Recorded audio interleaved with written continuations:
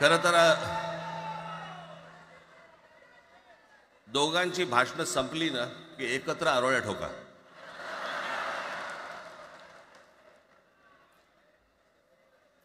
खरं तर आज मोर्चा निघायला पाहिजे होता.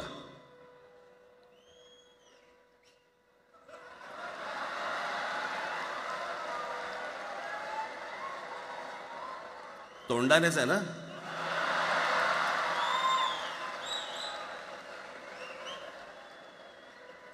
बस बस. मोर्चा खरं तर निघायला पाहिजे होता.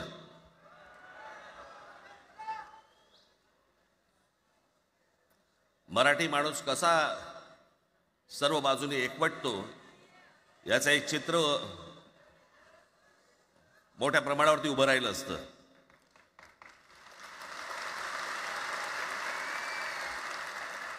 पण नुसत्या मोर्चाच्या चर्चेनेच माघार घ्यावी लागली.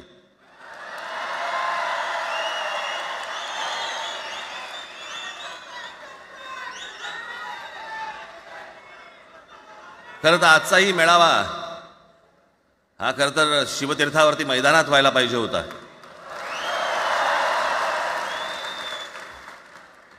मैदान ओसंडून वाहिलं असतं अख्खं. पण पाऊस आहे, पावसामध्ये सगळ्या ठिकाणी अशा प्रकारचे काही जागा मिळत नाहीत फारशा मुंबईमध्ये. आणि म्हणून आज तुम्हाला सर्वांना इथे यावं लागलं. मी बाहेर जे उभे आहेत त्यांची मी दिलगिरी व्यक्त करतो की त्यांना आतमध्ये येता नाही आलं. परंतु आता काही स्क्रीनवरती आटपा.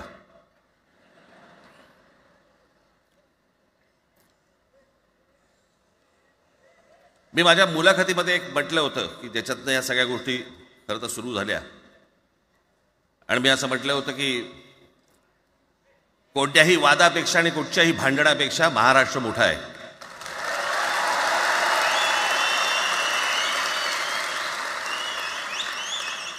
आज जवळपास 20 वर्षानंतर मी आणि उद्धव आम्ही एका व्यासपीठावरती आज येतो आहोत.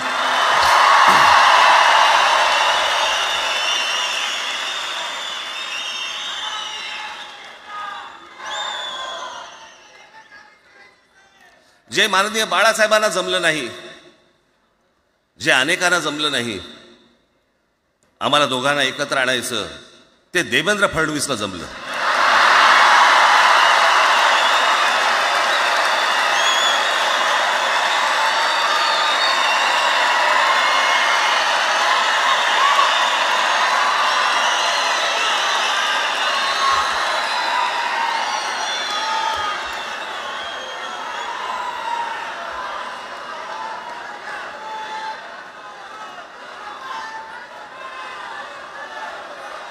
आता बऱ्याच सगळे चॅनल्सचे सगळे कॅमेरे तिकडे लागले, इकडे लागले, इकडे लागलेत. आता संध्याकाळी सगळं सुरू होईल. आता काय वाटतं, काय दोघांची बॉडी लँग्वेज कशी होती? कोणी कमी हसलं का, कोणी जास्ती हसलं का, कोणी बोलतायत का? आपल्याकडे मूळ विषय सोडून इतर गोष्टींमध्येच फार रस असतो अनेकांना. खरं तर आजचा हा मेळावा,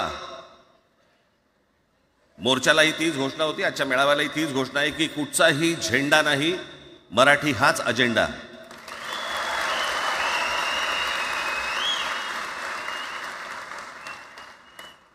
माझ्या मराठीकडे, माझ्या महाराष्ट्राकडे वेडावाकड्या नजरेने पाहायचं नाही कोणी.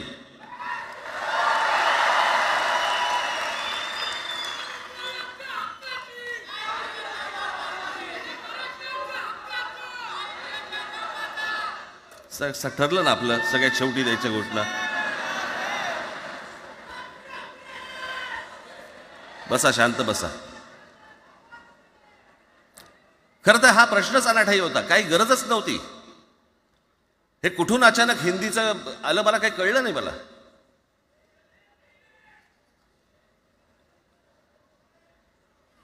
आणि हिंदी कशासाठी? हिंदी कोणासाठी? हिंदी त्या लहान लहान मुलांवरती जबरदस्ती करताय तुम्ही.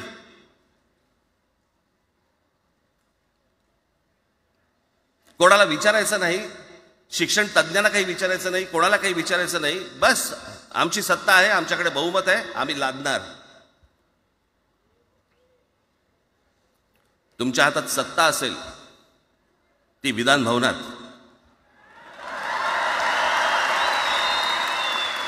आमच्याकडे सत्ता आहे रस्त्यावर.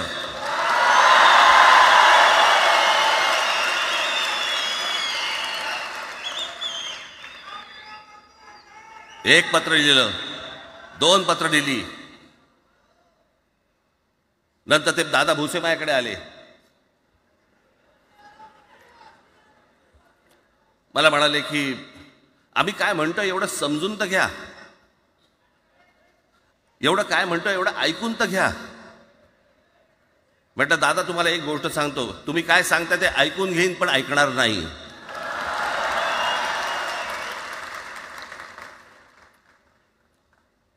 मराठीच्या विषयामध्ये त्याच्यात तुम्ही तिसरी भाषा लादताय. त्रिभाषा सूत्र, कुठलं त्रिभाषा सूत्र आणलं? त्रिभाषा सूत्र ज्या वेळेला आलं ते फक्त सेंट्रल गव्हर्नमेंट आणि राज्य सरकार, केंद्र सरकार आणि राज्य सरकार यांच्यामधल्या दुव्यासाठी म्हणून हे त्रिभाषा सूत्र फक्त आणलं. आज कोर्टातही नाही, तुम्ही हायकोर्टात जा, सुप्रीम कोर्टात जा, इंग्रजीमध्ये सगळ्या गोष्टी होतात. कुठे आहे त्रिभाषा सूत्र? मग मला सांगायला लागले म्हणे केंद्रीय शिक्षण धोरणामध्ये, त्या धोरणातही नाही राह, केंद्राच्या शिक्षण धोरणात, इतर कोणत्या राज्यातही नाही.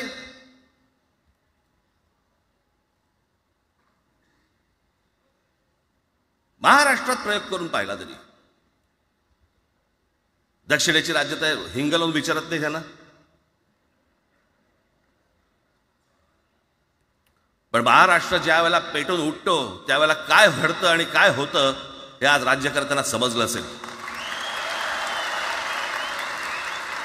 त्याशिवाय का माघार घेतली?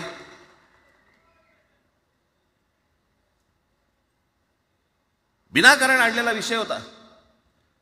मी त्याशी त्या भोसेला सांगितलं, म्हटलं मला सांगा उत्तर प्रदेश, बिहार, राजस्थान, मध्य प्रदेश कोणती तिसरी भाषा आणणार आहेत? खरं तर आणली पाहिजे.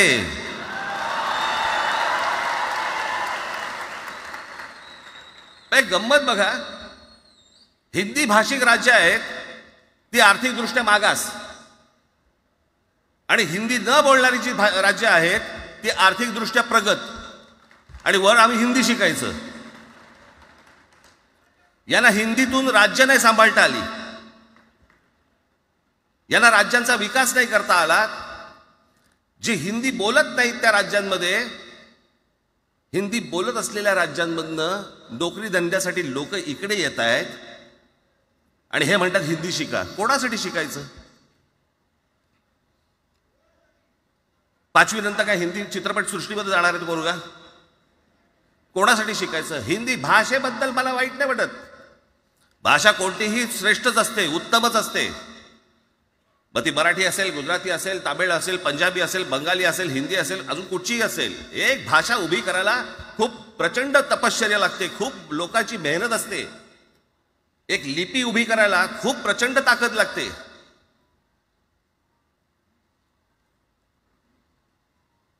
अशाच भाषा काय उभ्या राहत नसतात.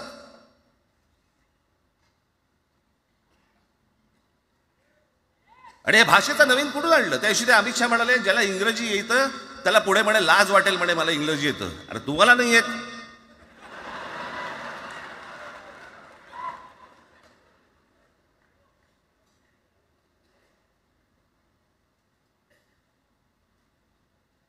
या संपूर्ण हिंद प्रांतावरती 125 वर्ष, 125 वर्ष मराठ्यांनी राज्य केलं.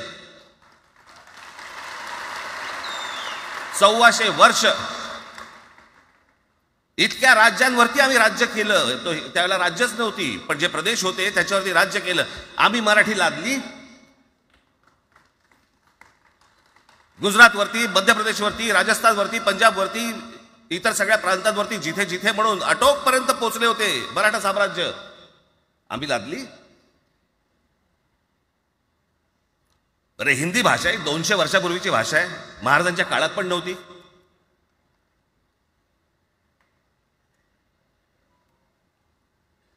कशासाठी आणि कोणासाठी आणि काय करायचे नेमकं?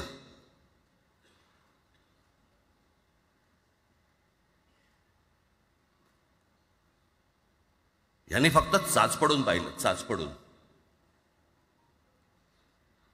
मुंबई स्वतंत्र करता येते का याच्यासाठी अगोदर जरा थोडंसं भाषेला डिवचून बघू. महाराष्ट्र शांत राहिला तर पुढे ते पाऊल टाकू.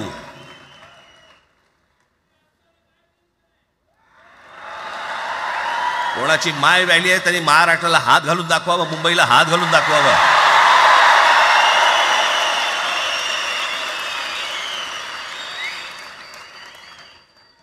त्या मजाक वाटला काय? आम्ही शांत आहोत याचा अर्थ गांडू नाही आहोत.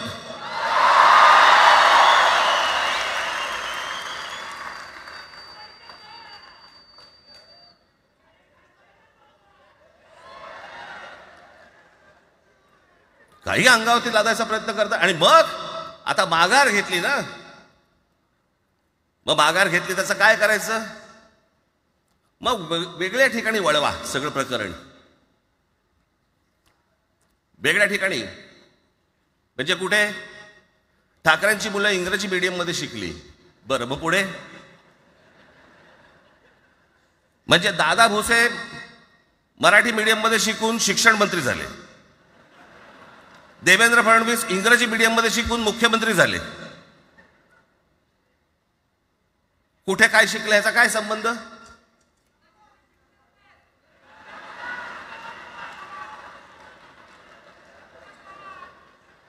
अहो, कोणाकोणाची मुलं इथे परदेशामध्ये शिकतायत, याद्या आहेत आमच्याकडे. त्याचं काय करणार आहात तुम्ही? आणि त्याच्यात मंत्रिमंडळातल्या एक एक मंत्र्याचं हिंदी आहे का? फेफरं येईल, फेफरं.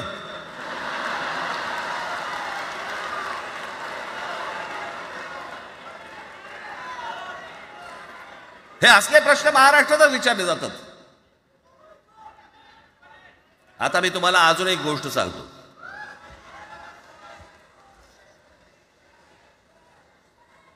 आम्ही मराठी मीडियम मध्ये शिकलो, हो शिकलो. आमची मुलं इंग्रजी मीडियम मध्ये शिकली, हो शिकली. मग याच्यावरती तुम्ही प्रश्न काय उपस्थित केला? ह्याला मराठीचा पुळका कसा? हे इंग्रजी मीडियम मध्ये टाकतात. बरं, माननीय बाळासाहेब ठाकरे आणि माझे वडील श्रीकांत ठाकरे हे इंग्रजी मीडियम मध्ये शिकलेले आहेत. या दोघांवरती तुम्ही मराठीबद्दल शंका घेऊ शकता का?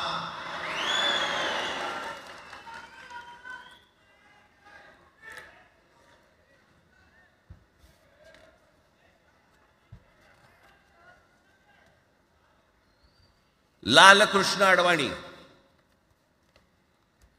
Saint Patrick high school Christian missionary school मध्ये शिकले.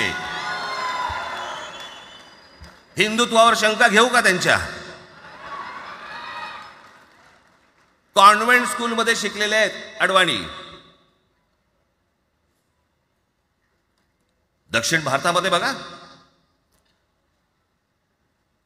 तामिळच्या प्रश्नावरती, तेलुगूच्या प्रश्नावरती कडवटपणे समोर येऊन उभे राहतात. कोण विचारते तर ना, तुमची मुलं कुठे शिकली आणि तुम्ही कुठे शिकलात?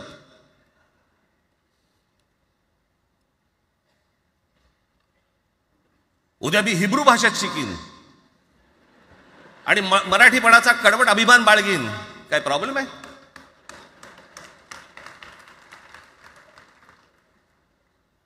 मी आता तुमच्याकडे दक्षिणेतले इंग्रजीमध्ये, मी अगदी थोडक्यात यादी आणली आहे. दक्षिण भारतातील इंग्रजी माध्यमात शिकलेले नेते आणि अभिनेते: Jayalalithaa Doveton English medium school, Stalin English medium school Loyola, Kanimozhi Presentation Convent school, Udhayanidhi म्हणजे करुणानिधींचा नातू डॉन बॉस्को, चंद्रबाबू नायडू वडील इंग्लिश टीचर होते, शिक्षण इंग्रजी माध्यमात झालं, पवन कल्याण आंध्र उपमुख्यमंत्री, शिक्षण सेंट ॲन, नारा लोकेश NTRचा नातू चंद्रबाबूंचा मुलगा, Stanford school, Kamal Haasan Santhome high school, अभिनेता विक्रम मॉटफोर्ड स्कूल, अभिनेता Suriya English medium, AR Rahman आधी पद्मशेषाद्री बालभवन आणि नंतर मद्रास क्रिश्चनरी हायस्कूल. परवा दिवशीचा एक प्रसंग सांगतो. एका व्यासपीठावरती तामिळनाडूमध्ये AR रहमान व्यासपीठावरती उभे होते. काहीतरी कार्यक्रम होता. त्या बाई तामिळमध्ये बोलत होत्या. अचानक ती बाई हिंदीत बोलायला लागली. त्याच्यावरती रहमानने तिच्याकडे असं बघितलं, बोलला हिंदी, आणि व्यासपीठावरनं खाली उतरला.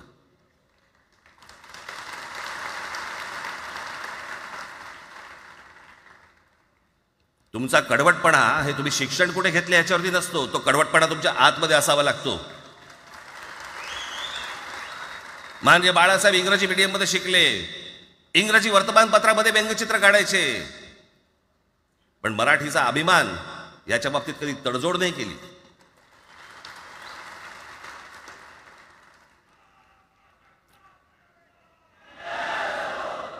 म्हणे एक भाषा म्हणे सगळ्यांनाच बांधून ठेवते. कुठची एक भाषा? आजपर्यंत काय वाकडं झालं? म्हणजे आपल्या संरक्षण खात्यामध्ये घ्या. आपल्या संरक्षण खात्यामध्ये जेवढी रेजिमेंट्स आहेत, मी फक्त तुम्हाला नावं वाचून दाखवतो.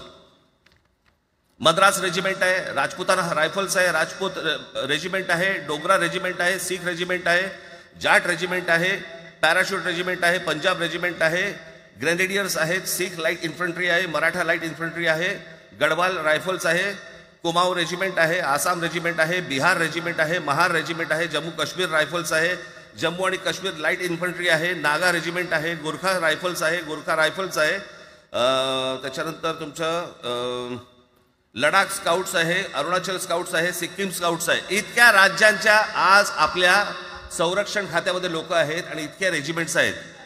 शत्रू दिसला की एकत्र तुटून पडतात ना. भाषेचा प्रश्न येतो कुठे?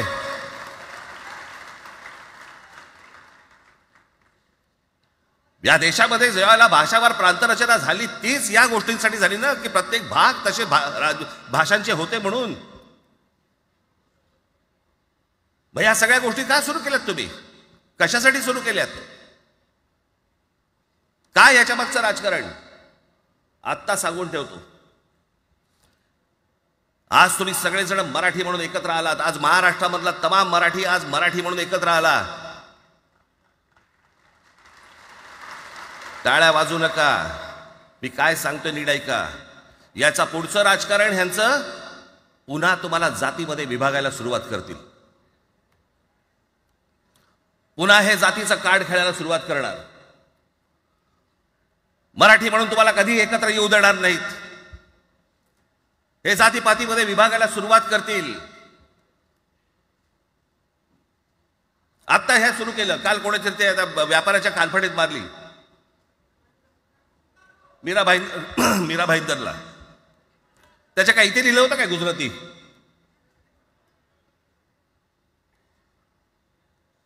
पण एवढंही आपल्याकडे काही जे चॅनलमध्ये, मराठी नाहीत इतर चॅनलमध्ये, हिंदी आणि याच्यात गुजराती माणसाला मारला. कुठच्या गुजराती माणसाला मारला?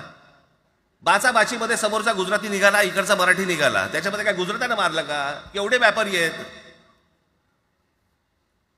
अजून तर काहीच केलेलं नाही.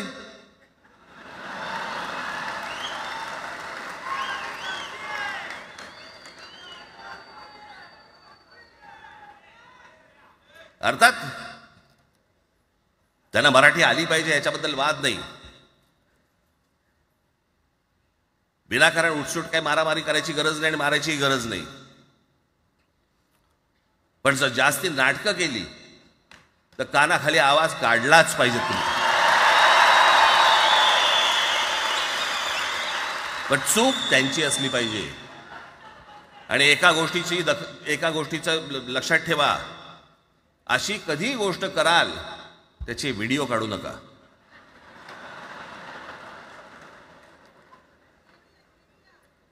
आपल्यामध्येच त्यांना कळलं पाहिजे. कळलं का? मारणारा कधी सांगत नसतो, मार खाणारा सांगत असतो मला मारला म्हणून. त्यांना सांगू देत. पण याचा अर्थ उठसूट कोणालाही उगाच मारायचं काही कारण नाहीये. अनेक लोक आहेत, अनेक गुजराती लोक आहेत, माझ्या अनेक परिचयाचे आहेत. माझे एक मित्र आहेत नयन शहा म्हणून, त्याला मी गुजराठी म्हणतो. तुमचा विश्वास बसणार नाही इतकं अप्रतिम मराठी तर बोलतोच, विनोदाचंही अंग आहे. आणि शिवाजी पार्क मैदानामध्ये फिरताना कानाला हेडफोन लावून पु ल देशपांडे ऐकणारा गुजराती आहे.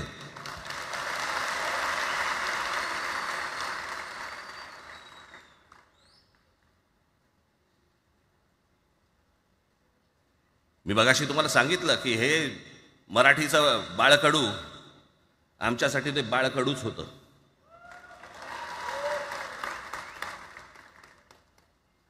मी मागे एक प्रसंग सांगितला होता, आज मुद्दामून तो प्रसंग सांगतो आपल्याला की हे आमच्या धमन्यांमध्ये आलं कुठून. मी एवढा महाराष्ट्रासाठी मराठीसाठी कडवट का झालो. लहानपणापासूनचे अनेक प्रसंग आहेत माननीय बाळासाहेबांबरोबरचे, पण मी एक प्रसंग कधीही विसरणार नाही. आणि तो 1999 सालचा आहे. त्या 1999 साली शिवसेना भारतीय जनता पक्षाची युती सरकार येणार नाही अशी परिस्थिती होती.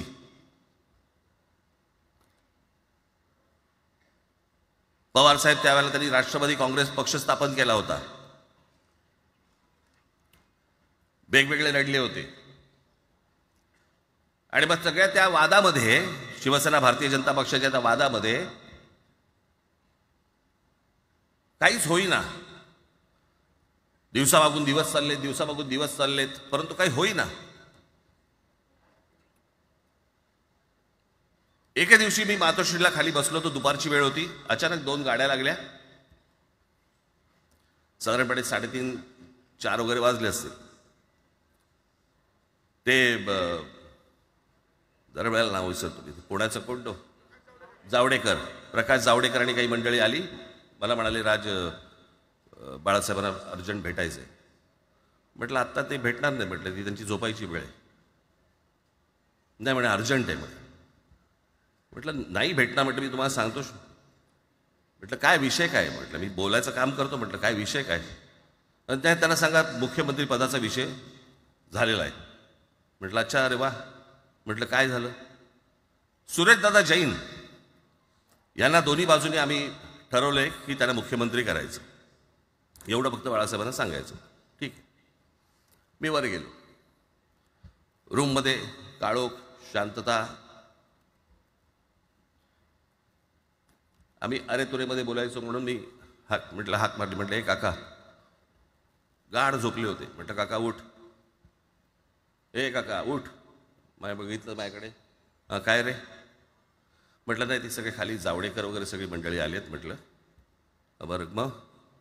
नाही ते म्हणतात ते मुख्यमंत्रीपदाचा विषय झाला आहे म्हणून. म्हटलं पण ते मला काय झालं. ते म्हणाले सुरेशदादा जैन यांना मुख्यमंत्रीपदासाठी दोन्ही जणांनी सांगितलं की करायचं म्हणून. असं माझ्याकडे बघितलं त्यांनी. त्यांना जाऊन सांग महाराष्ट्राचा मुख्यमंत्री मराठीच होईल, दुसरा कोणी होणार नाही.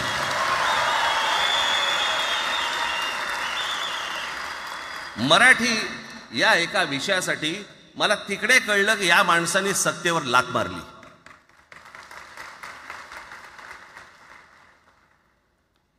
हे संस्कार ज्या पोरावरती झाले असतील तो मराठीसाठी तडजोड करेल काय.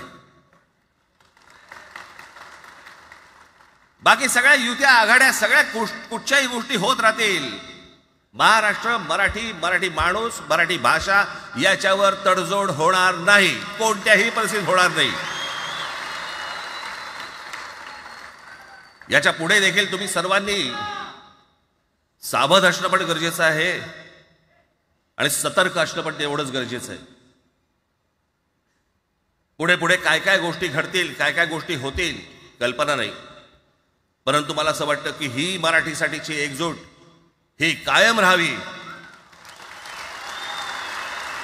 आणि महाराष्ट्रामध्ये माननीय बाळासाहेबांचं जे स्वप्न होतं ते पुन्हा साकारावं अशी एक आशा, अपेक्षा आणि इच्छा व्यक्त करतो आणि आपल्या सर्वांची मी रजा घेतो. धन्यवाद. जय हिंद, जय महाराष्ट्र. धन्यवाद राजसाहेब. मलाही सांगा आपल्या सगळ्यांपेक्षा आज जास्त आनंदी कोण झालं असतं. आपल्या सगळ्यांपेक्षा आज जास्त आनंदी कोण झालं असतं? ज्यांनी मराठी माणसाला उभं केलं ते हिंदू हृदय सम्राट माननीय बाळासाहेब. आज त्यांची पुढची पिढी इथे मंचावर एकत्र येऊन मराठीचा गजर पुन्हा एकदा करते आहे. आणि त्या आजोबांचे 2 लाडके नातू आज आपल्या समोर मराठीचा झेंडा पुढे नेण्यासाठी सज्ज झालेले दिसत आहेत. अमित ठाकरे इकडे उपस्थित आहेत, आदित्य ठाकरे उपस्थित आहेत. मी त्यांचंही स्वागत करतो. या वास्तूला NSCI डोम असं म्हणतात, पण इथे आज देश पाहतोय मराठी भाषेवर होणाऱ्या अन्यायाविरुद्ध पेटलेला मराठी जनमानसाचा आगडोंब. या सर्व मराठी प्रेमींना आता उत्सुकता आहे माननीय शिवसेना पक्षप्रमुख श्री उद्धव बाळासाहेब ठाकरे हे काय बोलतील. मी त्यांना विनंती करतो की त्यांनी आपलं मनोगत व्यक्त करावं.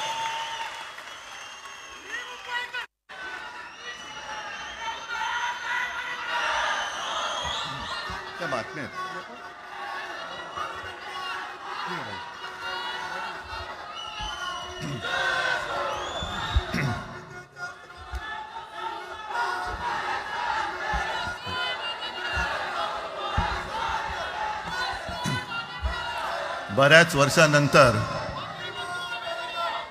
राज आणि माझी भेट व्यासपीठावरती झाली. आता पंचायत अशी आहे की त्यांनी मला सन्माननीय उद्धव ठाकरे असं बोललेलं आहे.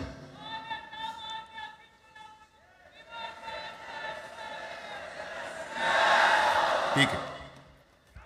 आणि साहजिकच आहे की त्याचंही कर्तृत्व आपण सर्वांनी पाहिलेलं आहे.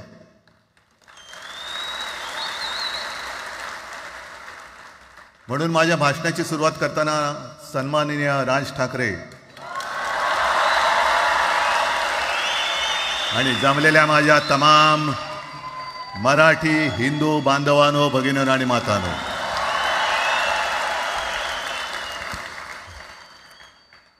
अप्रतिम मांडणी राजनी केलेली आहे.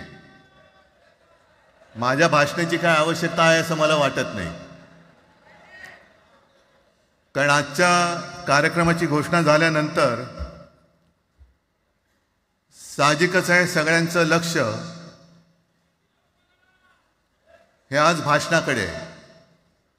पण वैयक्तिक मला असं वाटतं की आज आमच्या भाषणांपेक्षा आमचं एकत्र दिसणं हे महत्त्वाचं आहे. सर्वप्रथम मी इकडे समोर सगळेजण बसलेत, ज्यांनी ज्यांनी मराठी भाषेसाठी पक्षभेद विसरून एक मराठी माणसाची वज्रमूठ दाखवली, त्या सगळ्यांना धन्यवाद देतोय. दीपक पवार पण त्याच्यात आहेत, सगळेच आहेत, मुणगेकर साहेब आहेत, सुप्रियाताई आहेत, सगळेच आहेत. कोणाकोणीचे नाही. महादेवराव बसले. महादेवराव आपल्याला सुद्धा बऱ्याच वर्षांनी पाहिलं. काय वेळेला काय जानकर बी अंजान होते असं होतं. पण एक गोष्ट नक्की की आमच्या दोघांमध्ये जो काही अंतरपाठ होता तो आनाजी पंतांनी दूर केला.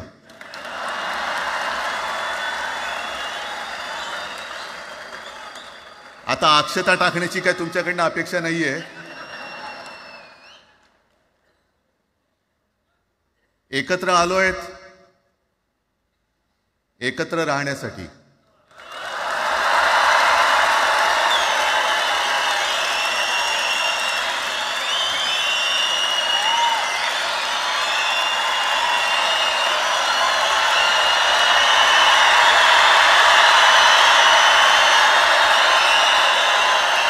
आणि मला कल्पना आहे,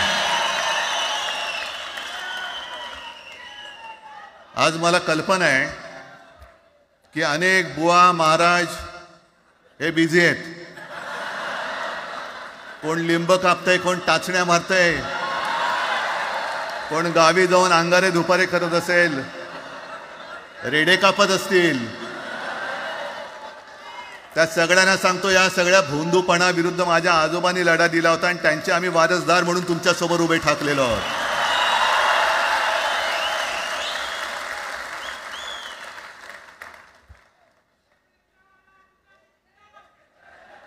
नाही, सगळं आपणच करून ठेवलेलं आहे.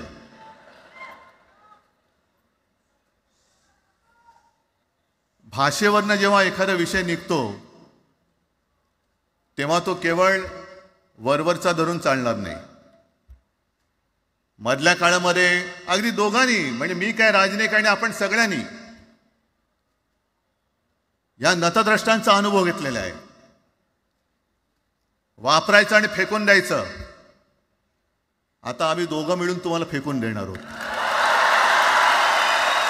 आजपर्यंत वापर करून घेतलात. अरे डोक्यावरती जर का शिवसेना प्रमुख नसते तर तुम्हाला ओळखत कोण होतं या महाराष्ट्रामध्ये? कोणत्या भाषेत बोलत होतात? अगदी राज, तू सगळ्यांची शाळा काढली. मला एका प्रश्नाचं उत्तर पाहिजे. मोदींची शाळा कोणती? सगळ्यात उच्च शिक्षित आहेत.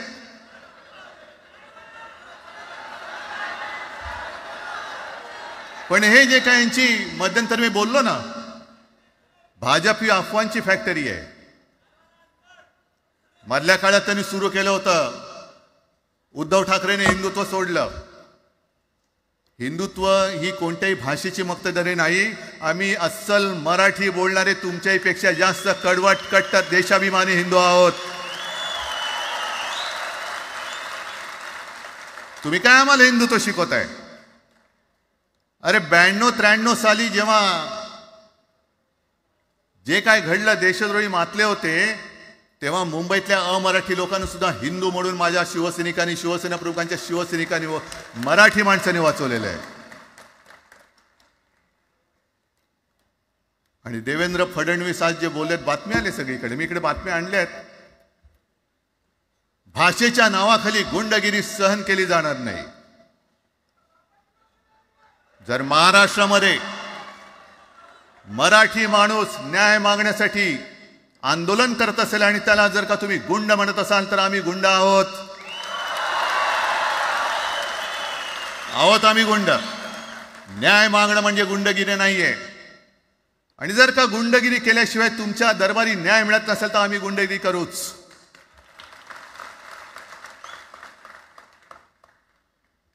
पण हे सगळे राजकीय वाडगे. देवेंद्र फडणवीसांची आजचं वक्तव्य म्हणजे मला संयुक्त महाराष्ट्र चळवळीच्या वेळेला सखा पाटलांनी केलेलं एक वक्तव्य आठवते. हे असेच तेव्हाचे, म्हणजे जो दिल्लीत बसतो त्याचे पाय चाटणारे इथले राज्यकर्ते असतात, ते त्यांना मी बाडगे म्हणतोय.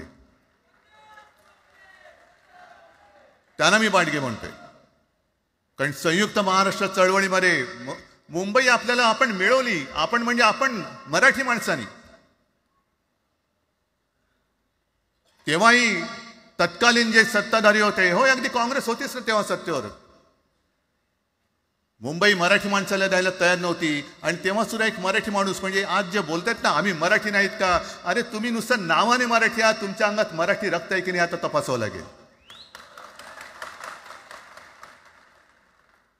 आणि सखा पाटील बोलले होते, यावच चंद्र दिवा करो, मुंबई महाराष्ट्राला मिळणार नाही. कशी नाही मिळत? झुकवलं, वाकवलं, गुडघ्यावरती आणलं मराठी माणसानी. आणि मुंबई आपल्या हक्काची, तुम्ही आता जी घोषणा घेतली ना, दिली ना, ती मुंबई आपल्या हक्काची आपण लढून आपण मिळून घेतली.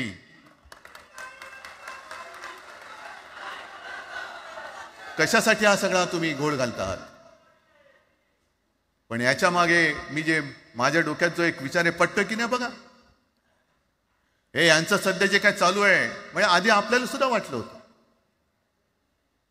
कारण तेव्हा काश्मीरमध्ये 370 कलम होतं, ते हटवण्यासाठी शिवसेनेने पाठिंबा दिला. आणि तेव्हा यांनी घोषणा दिली होती, एक निशाण, एक प्रधान, एक विधान. बरोबर आहे. देश एक असला पाहिजे, संविधान एक असलं पाहिजे, निशाण सुद्धा एकच, तो आपला तिरंगा असला पाहिजे. भाजपचं भांडी पुसायचं फडकं असतं कामा नये. ते फडकं म्हणजे आमचा राष्ट्रध्वज नाहीये. पण ते सगळं चाललंय एक एक एक एक. त्याच्यानंतर आता नवीन एक टुमणं काढलं, 1 नेशन 1 इलेक्शन. म्हणजे हळुवारपणाने हे सगळं काही एक एक एक करत हिंदी, हिंदू, हिंदुस्तान, हिंदू आणि हिंदुस्तान मान्य आहे, पण हिंदीची सक्ती आम्हाला मान्य नाही. तुम्ही किती कमिट्या करा, हिंदीची सक्ती तुमचे 7 पिढ्या उतरल्या तरी आम्ही लावू देत नाही.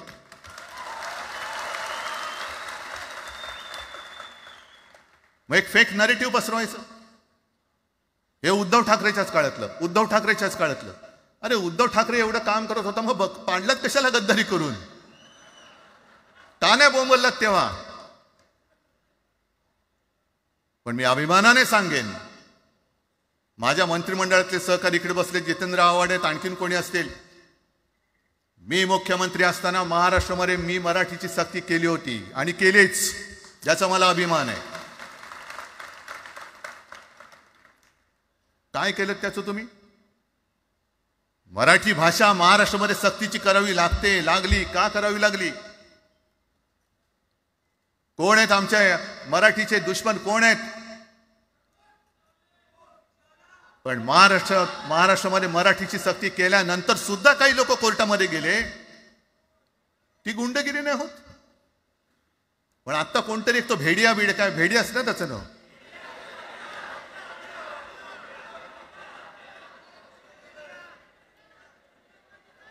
ही यांची सगळी पिलावळ आहे. तोडा फोडा आणि राज्य करा. आपण ज्या काही गोष्टी केल्या होत्या, हे म्हणतात म्हणे शिवसेनेने आजपर्यंत काय केलं? शिवसेना म्हणजे आता राज, मी तुला माझ्या सोबतच घेतो, कारण आपण तेव्हा एकत्रच होतो, आता सुद्धा पुढे एकत्र चाललेलो आहोत. त्याच्यामुळे आपलं सगळं तेव्हाच म्हणतोय, आपला एवढ्या वर्षाचा कालखंड. मराठी माणूस म्हणे मुंबई बाहेर नेला. मराठी माणूस आम्ही मुंबई बाहेर नेला असं जर का तुम्हाला वाटत असेल, तर 14 सालानंतर तुम्ही मुंबई आणि महाराष्ट्राचे जे काही लचके तोडलेत, मुंबईतून सगळे उद्योगधंदे, महाराष्ट्रातून उद्योगधंदे सगळे पळवले, आर्थिक केंद्र गेलं, हिरे व्यापार गेला, मोठमोठी ऑफिसेस गेली. आपल्याकडे येणारे उद्योगधंदे जे आपल्या काळात येत होते ते कुठे गेले? मग काय तेवढाच हिंदुस्थान किंवा तेवढाच सगळे हिंदू आहेत? तेवढेच हिंदू आहेत? आम्ही सगळं करत होतो, केलं होतं. पण तुम्ही पहिल्या प्रथम आमच्यात गद्दारी करवलीत आणि तुम्ही आमचं सरकार पाडलं. ह्याचं कारण तुमचे जे मालक तिकडे बसलेले 2 व्यापारी, त्यांचे बूट चाटण्यासाठी तुम्ही हे सगळं करतात.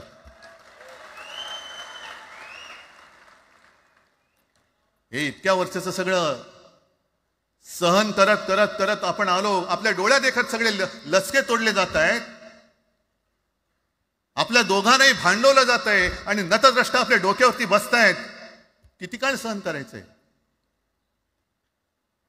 प्रत्येक वेळेला काही झालं की भांडाभांडी लावायची. आता सुद्धा तेच होणार. म्हणजे आम्ही एकत्र येणार, आल्यानंतर निवडणुकीपर्यंत एकत्र राहतील का? सत्ता प्राप्ती, काही जण म्हणतात की यांचा मराठीचा नाही, महापालिकेचा आहे. अरे नुसता महापालिकेचा नाही, तर आमच्या महाराष्ट्राचा आहे. आम्ही महाराष्ट्र सुद्धा काबीज करू.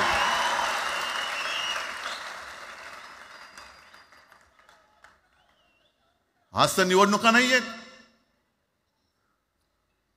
आमची सत्तेवरती जे शिवसेना प्रमुखांनी सांगितलं, अरे सत्ता काय, सत्ता येते आणि सत्ता जाते.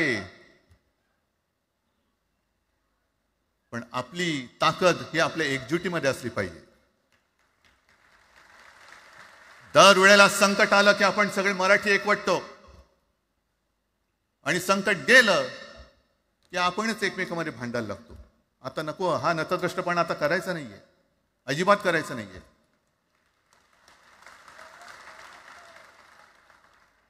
कारण गेल्या विधानसभेत त्यांनी जे काही केलं, बटेंगे तो कटेंगे. आपल्याला काय वाटलं होतं की हिंदू मुसलमानांमध्ये करतायत. हिंदू मुसलमान तर केलंच, पण त्यांनी खास करून केलं ते मराठी मध्ये केलं. म्हणजे यांची नीती आहे ती अशीच आहे जे गुजरातमध्ये त्यांनी केलं. गुजरातमध्ये गेल्या निवडणुकीत एक असा माहोल होता, मला वाटतं मोदी तेव्हा त्यांच्या नंतर असेल, माहित नाही मला, लक्षात नाही. वातावरण असं पेटलं होतं गुजरातमध्ये की बस आता पटेल यांना आपटेल. पण त्यांनी काय केलं? बरोबर पटेलांना भडकवलं पटेलांना वेगळं केलं आणि पटेल तर सगळं एकत्र केलं. हरियाणामध्ये पण तेच केलं. जाट लोकांना भडकवलं, जाट लोक एकत्र झाले त्यानं वेगळं केलं आणि जाटे तर सगळा जो काही समाज होता तो एकत्र करून तिकडे सत्ता प्राप्त केली. महाराष्ट्रामध्ये तेच केलं. मराठ्यांना उचकवलं आणि मराठी तर सगळा एकत्र केला. बटेंगे तो कटेंगे ही भीती त्यांच्यामध्ये निर्माण केली की बघा ते एकत्र झालेत, तुम्ही जर का फुटलात तर ते तुमच्या डोक्यावर बसतील. झाले एकत्र. मराठी माणूस मराठी माणसाची भांडला आणि दिल्लीचे गुलाम आपल्या डोक्यावरती राज्य करायला लागले. आणि आपण त्यांच्या पालख्या व्हायच्या. नुसते पालख्यांचे भय होणार की तुम्ही कधीतरी आपल्या माय मराठीला पालखीमध्ये सन्मानाने बसवणार आहात. बस झालं. आता यांची जोखड फेकून दिली पाहिजे. एकमेकांमध्ये भांडून त्यांचे जे काही डाव आहेत ते करत असतात. मी पेपरमध्ये बघितलं, काल बघितलं, आज बघितलं. आमचे पंतप्रधान जगभर फिरतायत. काय तो मोठा पट्टा घातलाय, स्टार ऑफ घाना. कुठे आला घाना देश? इकडे घाण आणि तिकडे घाना, स्टार ऑफ घाना. पण एका बाजूला मोदींचा फोटो आणि दुसऱ्या बाजूला माझ्या महाराष्ट्रामधला शेतकरी कर्जबाजारी झालाय. त्याला बैल सुद्धा तर पोचत नाही, बैल मिळत नाही म्हणून त्या नांगराचं जोखड घेऊन तो शेती करतोय. मग एका बाजूला हा शेतकरी त्याच्या खांद्यावरती गळ्यामध्ये ते नांगराचं जोखड आहे आणि तिकडे आमचे पंतप्रधान स्टार ऑफ घाना. लाज वाटली पाहिजे, लाज. खरोखर लाज वाटली पाहिजे. आणि आजच पेपरमध्ये बातमी आले, 2 बातम्या आल्या की लाडक्या बहिणीचं पोर्टल आता बंद, नव्याने नोंदणी होणार नाही. बसा बोंबलत आता. आणि त्याही पेक्षा सगळ्यात भयानक गोष्ट म्हणजे संपूर्ण देशामध्ये सगळ्यात जास्त कर्जबाजारी शेतकरी कुठे असतील तर ते आपल्या महाराष्ट्रामध्ये आहेत. महाराष्ट्र आता थांबणार नाही, कर्ज काढतच राहणार. आणि ही यांची जी काही खेळी आहे, आपापसात भांडवायचं. मी एक साधी गोष्ट केली होती. जितेंद्र, तुम्हाला माहिती असेल, आपण तिकडे चौपाटीला, जिकडे बिर्ला मातोश्री बिर्ला क्रीडा केंद्र काय आहे, मराठी रंगभूमीचं दालन, मराठी रंगभूमीचा इतिहास सांगणारं दालन, त्याची निर्मिती करण्याचे सगळे आदेश वगैरे राज्य सगळं झालं.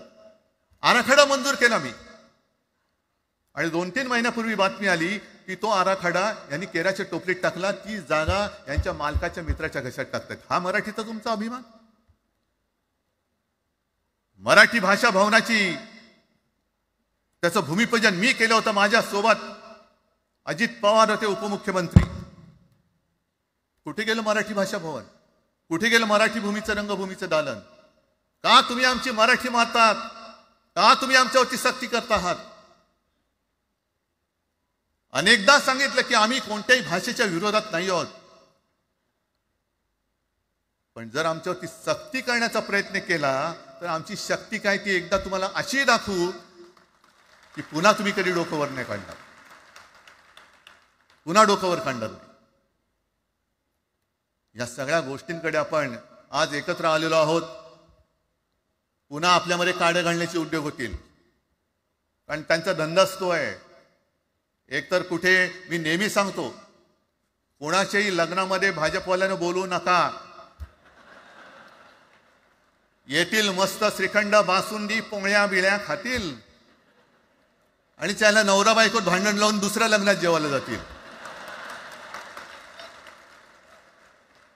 बरं, एवढं केलं तरी बरं, नाही तर त्या पोरीलाच पळून घेऊन जातील. कारण ह्यांचं स्वतःच असं काहीच नाहीये. कोणत्याही लढ्यामध्ये कधीही भाजपा नव्हता. अगदी संयुक्त महाराष्ट्राच्या चळवळीमध्ये सुद्धा भाजप हा सगळ्यात शेवटी आला आणि 57ची निवडणूक झाल्यानंतर सगळ्यात पहिल्यांदा बाहेर पडला. हे जनसंघ, तेव्हा त्यांचा जो राजकीय नाव होतं जनसंघ, यांच्याकडनं आम्ही देशाभिमान शिकायचा, यांच्याकडनं आम्ही महाराष्ट्राचा अभिमान शिकायचा.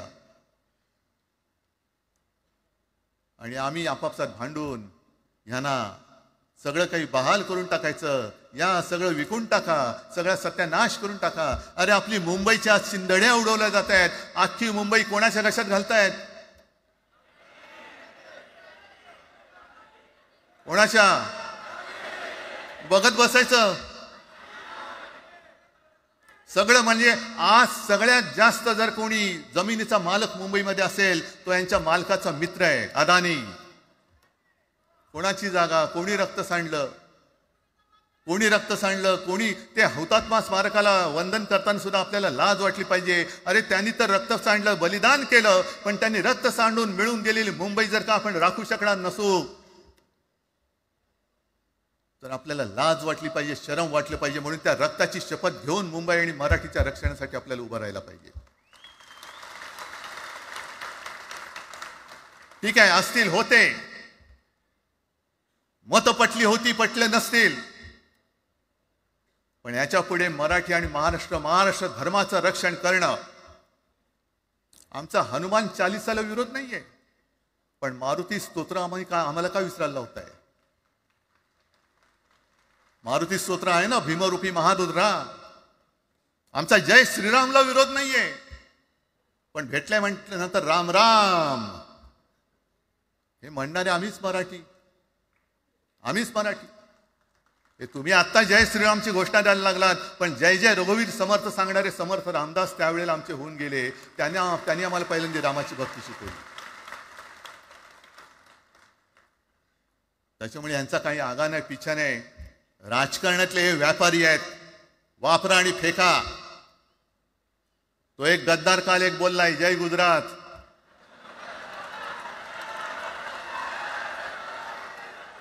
किती लाचारी करायची? तो पुष्प पिक्चर पाहिल्यात तुम्ही सगळ्यांनी, दाढीवरनं हात फिरवून झुकेगा नाही साला. तसे हे गद्दार म्हणतात उठेगा नाही साला, कुछ भी बोलो उठेगा ही नाही. अरे कसा उठणार? आहे का तुझ्याकडे उठण्यासारखं? म्हणजे विचार मी म्हणतोय.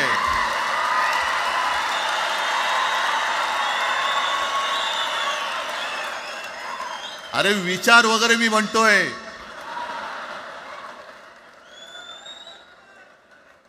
हिंदी भाषेच्या सक्तीला विरोध न करणारा बाळासाहेबांच्या विचाराचा पाईक असू शकेल? आपला मालक आला म्हणून त्याच्यासमोर जय गुजरात म्हणणारा आपल्या बाळासाहेबांच्या विचाराचा पाईक असू शकेल? मग आता जे मला वाटतं कुठल्या एबीपीचं होतं ना, उघडा डोळे बघा नीट. डोळे उघडलेत, पण आता जर का डोळे उघडले नाही तर पुन्हा कधी उघडण्याची वेळ येणार नाही, कायमचे मिटून जातील. आत्ताच डोळे उघडा, आत्ताच जागे व्हा. आणि आत्ता आलेली जाग जर का जाणार असेल तर मग मात्र स्वतःला मराठी आईची मुलं म्हणू नका, अजिबात म्हणू नका. आणि शिवसेना प्रमुखांनी जे काही शिकवलं, एक तर कोणावर अन्याय करू नका, पण तुमच्या अंगावर जर का कोणी हात उगारला तो हात जागेवरती ठेवू नका.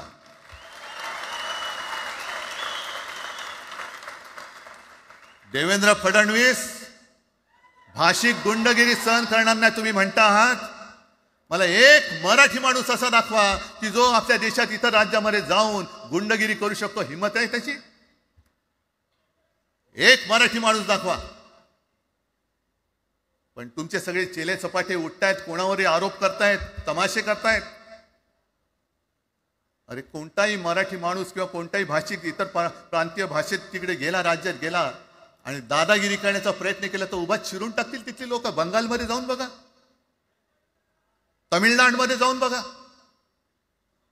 मग आम्ही आमच्या घरामध्ये आमच्या न्याय हक्काची गोष्ट केली, बरं कोणाशी भांडतो आहोत आम्ही? इथे सुद्धा काही अमराठी आले असतील, जसं राजने सांगितलं तसे आपले सगळ्यांचे अमराठी अनेक मित्र आहेत. पण त्यांच्यामध्ये आम्ही गुण्या गोविंदाने नांदतोय. मग हे गुण्या गोविंदाने नांदले, एकत्र राहिले तर आपली पोळी कशी भाजली जाईल? म्हणून तुम्ही आमच्या एकजुटीमध्ये विषाचा खडा टाकतात. हे सगळे तुमचे डाव आता उघड झालेले. तुम्ही वाटेल ते करा, पण मी आज महाराष्ट्राला आवाहन करतोय, म्हणजे विनंती करतोय की यापुढे कोणत्याही पक्षाचे आपण असू, जसं संयुक्त महाराष्ट्र समितीच्या वेळेला मराठी माणसाची एकजूट झाली होती, तशी एकजूट जर का आपण सगळ्या पक्षांनी मिळून, अगदी भाजपमधल्या मराठी माणसांनी सुद्धा त्याच्यामध्ये आलं पाहिजे.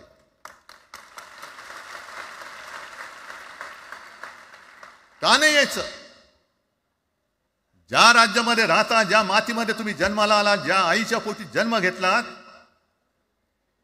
तिचे उघड उघड जर का हे झिंडोडे काढणार असतील आणि आपण आपले पक्षीय भेदाभेद घेऊन त्यांना पायघड्या घालणार असू, तर असं षंडाचं जीवन जगण्यापेक्षा मेलेलं बरं. महाराष्ट्र हा शूरांचा आहे, वीरांचा आहे, दगडांचा आहे, पण यांच्यासारखा धोंड्यांचा नाहीये. ही आपण आता एक शपथ घेतली पाहिजे. घेताय तुम्ही? घेतलेत की एकजूट केवळ आमचा कार्यक्रम. मी राजला परवा फोन केला, अरे जसं काय आपल्या पिक्चरचा प्रीमियर होता असं सगळेजण विचारतात आज कसं येऊ. हा प्रीमियर असेल, पण आजपासून सुरुवात झालेली आहे.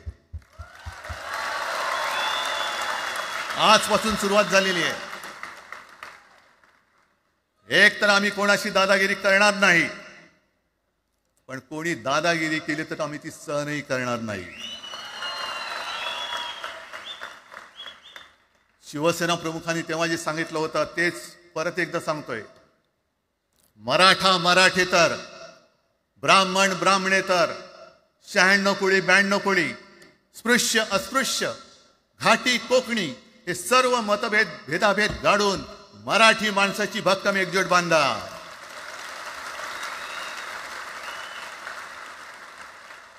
आणि शेवटी एक आवाहन करतो, हे सगळ्या मराठी माणसांना आणि मराठी प्रेमींना आहे. तुटू नका, फुटू नका आणि मराठी ठसा पुसू नका. जय हिंद, जय महाराष्ट्र.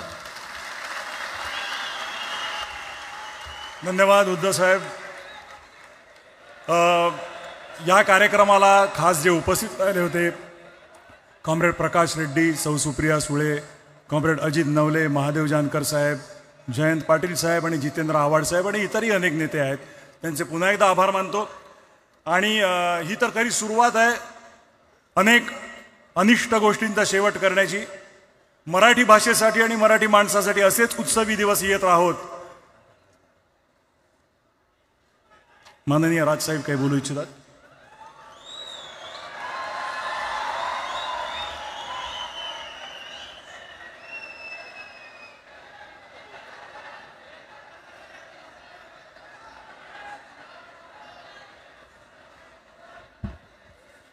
मला माफ करा, मगाशी माझ्या भाषणामध्ये त्या ओघात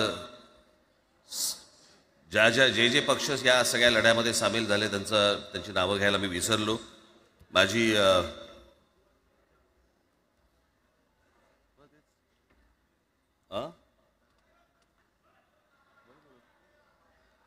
माझी विनंती आहे, कॉम्रेड प्रकाश रेड्डी, आपण कुठे आहात? मागे. बरं. सौ सुप्रियाताई सुळे, आपण कृपा करून व्यासपीठावरती यावं. कॉम्रेड अजित नवले, जितेंद्र आव्हाड, महादेवराव जानकर, शेतकरी कामगार पक्षाचे आमचे जयंतराव कुठे गेले? मागे आहेत. बरं, आपण व्यासपीठावरती यावं सर्वांनी.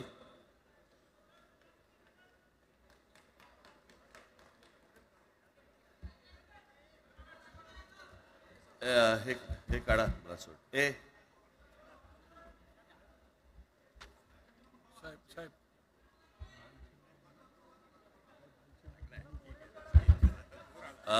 मुंडगेकर साहेब, आपण पण मुंडगेकर साहेब, आपण वरती यावं, व्यासपीठावरती यावं.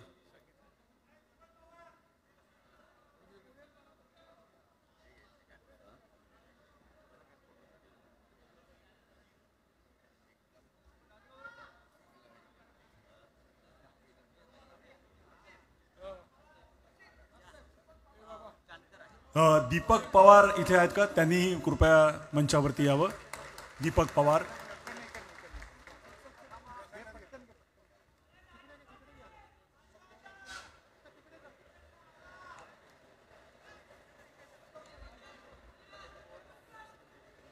दीपक पवार इथे उपस्थित आहेत का? मागे कुठेतरी बसले असं मला कळलं. आणि आमदार निकोले इथे आले, त्यांनाही मी विनंती करतो. हा, दीपक पवार आले. दीपक पवार आले.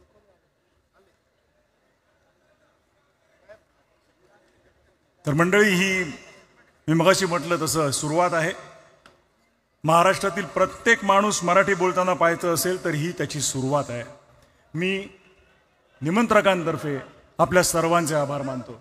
सर्व पक्षांच्या प्रतिनिधींचे, नेत्यांचे, सगळ्यांचे आभार मानतो निमंत्रकांच्या वतीने.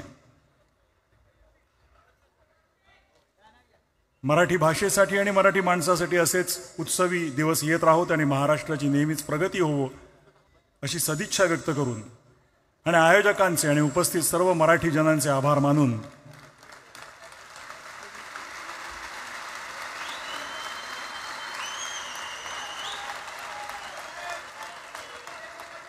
मी मगाशी सुरुवातीला जो म्हणालो हा एक महत्त्वाचा ऐतिहासिक क्षण आहे. या ऐतिहासिक क्षणाचे आपण सगळे साक्षीदार आहोत.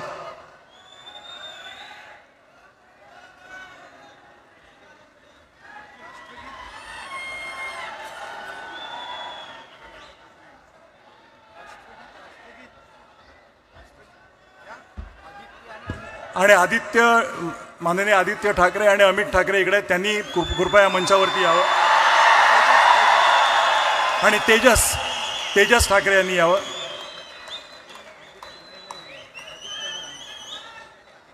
आदित्यजी आणि अमितजी ठाकरे.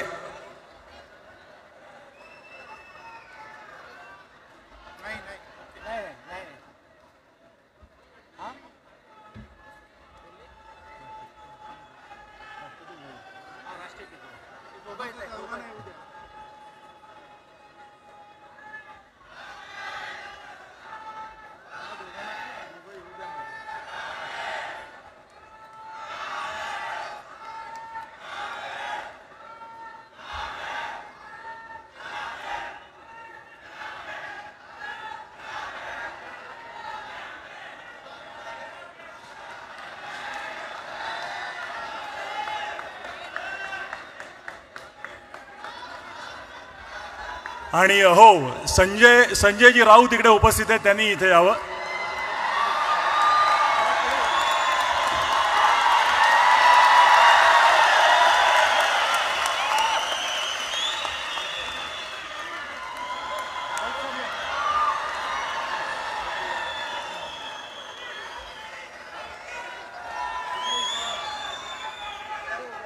मला वाटतं ह्यापेक्षा म्हणजे आपण तर आता मी मगाशी म्हटलं त्याप्रमाणे आवाज कुणाचा? आवाज मराठीचा. आवाज मराठीचा. आवाज कुणाचा? धन्यवाद. आणि आता मी विनंती करतो की राष्ट्रगीताची धून आपण लावूया आणि आपण हा कार्यक्रम संपल्याचं जाहीर करूया. राष्ट्रगीतासाठी सगळ्या जणांनी शिस्तीत उभं राहावं ही नम्र विनंती.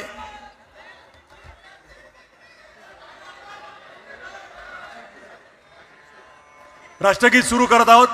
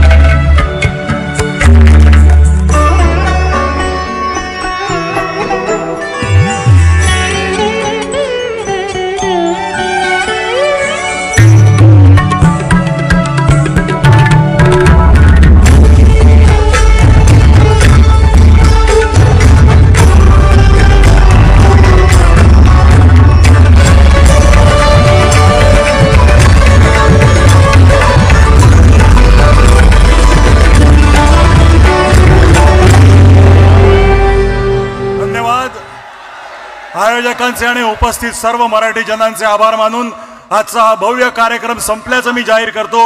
आपल्या सर्वांचे आभार मानतो. सर्व पोलिसांचे, पत्रकार आणि हो, जी मंडळी बाहेर आली आणि आतमध्ये येऊ शकली नाहीत त्यांच्याबद्दल दिलगिरी व्यक्त करून त्यांचेही आभार मानतो आणि तमाम महाराष्ट्रीय जनतेचं या दिवशी मी अभिनंदन करतो आणि आभार मानतो.